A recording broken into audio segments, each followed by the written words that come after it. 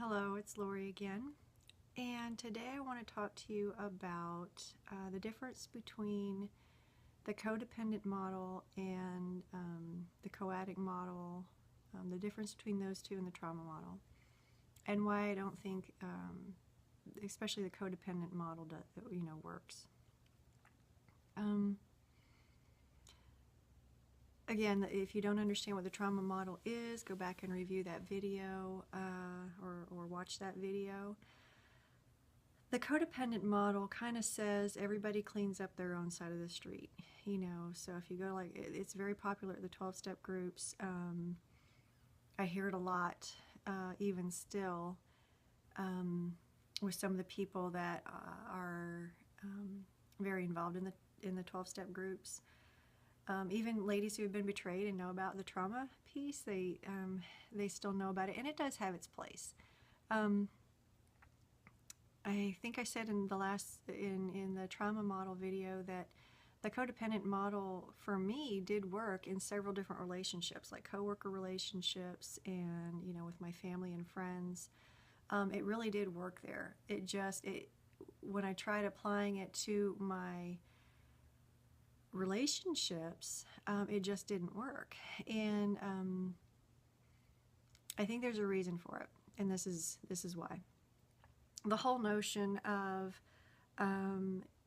you clean up your side of the street, he cleans up his side of the street, it doesn't work in romantic relationships, because if you're truly one, if you've attached in a healthy way, then his side of the street is your side of the street. I mean, the Bible says the two shall become one flesh. You guys are one. So the way I like to say it is, I could have cleaned up my side of the street, put everything away all neatly in boxes and set them up on the sidewalk, to where it's all nice and clean. But then whenever my husband's stuff entered the picture, I couldn't clean up my side of the street enough, because it wasn't my stuff to clean up, but it was still doing a lot of damage to the relationship. So that's why I think it doesn't work, is because his side of the street is my side of the street. Therefore, I can't, I can't clean my side of the street up enough to keep the damage of his stuff from impacting me, because we are one. The other reason I don't believe the codependent model works in romantic relationships is there's a lot of focus on fixing people. You're not allowed to fix people. Unfortunately,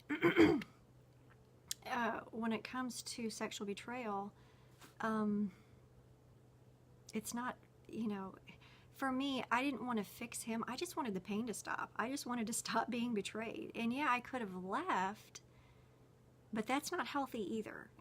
Imagine how many families would be destroyed if at the first sign of betrayal, or that first D-Day, all the women left.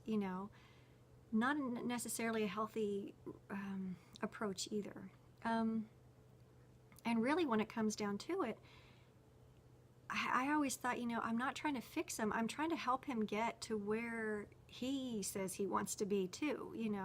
My husband wanted to be free of it, and so it was more of a difficulty of him getting there, getting to the place he wanted to get to, and us not knowing how difficult it was for him to do that.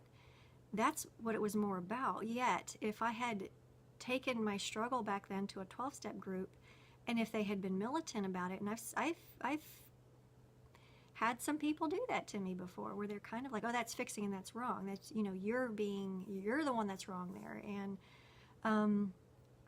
when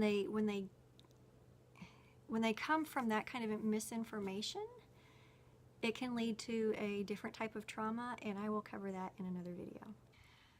The reason I don't believe the CoAddict model works is kind of the CoAddict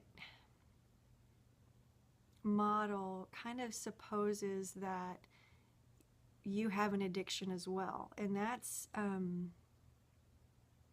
remember it clearly, hearing the story of a woman who said, I am not a co-pedophile.